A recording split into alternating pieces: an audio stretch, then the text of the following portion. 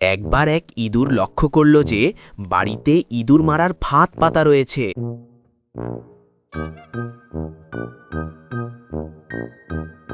সে খুবই ভয় পেল। সর্বনাশ! এই বাড়িতে ইঁদুর মারার ফাঁদ পাতা হয়েছে। আমার জীবন এখন বিপদের মধ্যে। কাউকে তো সাহায্যের জন্য ডাকতেই হবে। ইঁদুর মুরগির কাছে এসে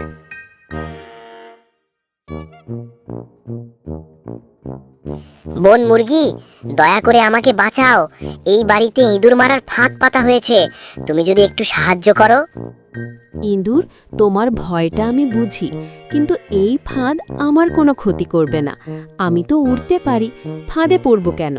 যে সমস্যায় আমার ক্ষতি নেই তাতে আমি জড়াতে চাই না। নিজের জীবন নিজের মতোই চলুক, এটাই ভালো। তাই তোমাকে সাহায্য করা আমার পক্ষে সম্ভব নয়। তুমি এমন কথা বললে? বিপদে পড়লে কি কেউ কারো নয়? এরপর ইঁদুর গেল ছাগলের কাছে।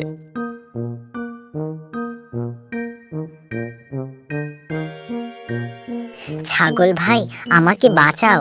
ঘরে ফাঁদ পাতা হয়েছে আমাকে মারার জন্য।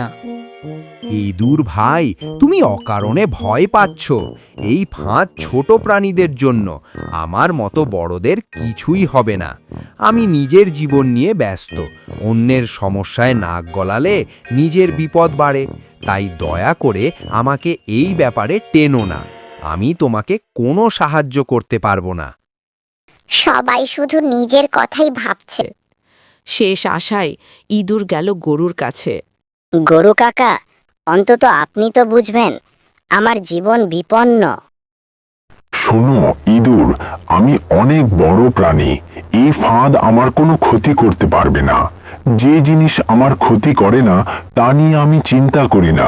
সবাই নিজের নিজের মতো বাঁচুক, এটাই নিয়ম।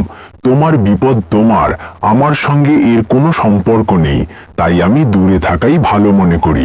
নিরাশ হয়ে ইঁদুর নিজের ছোট্ট ঘরে ফিরে গেল। রাত গভীর হল। হঠাৎ ফাঁদে বিকট শব্দ। নিশ্চয়ই ইঁদুর ধরা পড়েছি। ফাঁদের কাছে হাত দিতেই আমাকে কামড়েছে। এ তো ইঁদুর নয়, সাপ। কি হয়েছে? এত চিৎকার কেন? হায় আল্লাহ, আমাকে বাঁচাও। ওটা ইঁদুর না, সাপ। সাপ আমাকে কামড়েছে। হাতটা জ্বলছে, শরীরটা ঠান্ডা হয়ে আসছে। আমি ঠিকমতো শ্বাস নিতে পারছি না। দয়া করে আর এক মুহূর্ত দেরি করো না।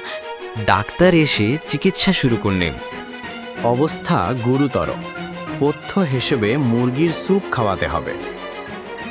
বাধ্য হয়ে বাড়ির কর্তা মুরগিটিকে জবাই করলেন, কিন্তু অবস্থার আরও অবনতি হল। দূর দূরান্ত থেকে আত্মীয় স্বজন আসতে লাগল। এত লোকের আপ্যায়ন করতে হবে, এখন তো ছাগলটাকে জবাই করতে হবে। বাধ্য হয়ে তিনি ছাগলটিকেও জবাই করলেন। চিকিৎসার খরচ বাড়তে লাগল।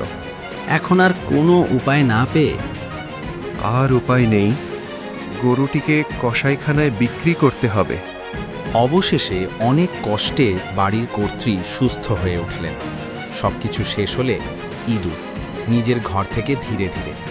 যে ফাঁদকে সবাই তুচ্ছ করেছিল, সেই ফাঁদই একে একে সবার সব কিছু কেড়ে নিল। আজ যে বিপদ তোমার নয় বলে এড়িয়ে যাও, কাল সেই বিপদই তোমার জীবন বদলে দিতে পারে। শিক্ষা: অন্যের বিপদকে ছোট করে দেখো না। সমাজে আমরা সবাই একে অপরের সঙ্গে জড়িত।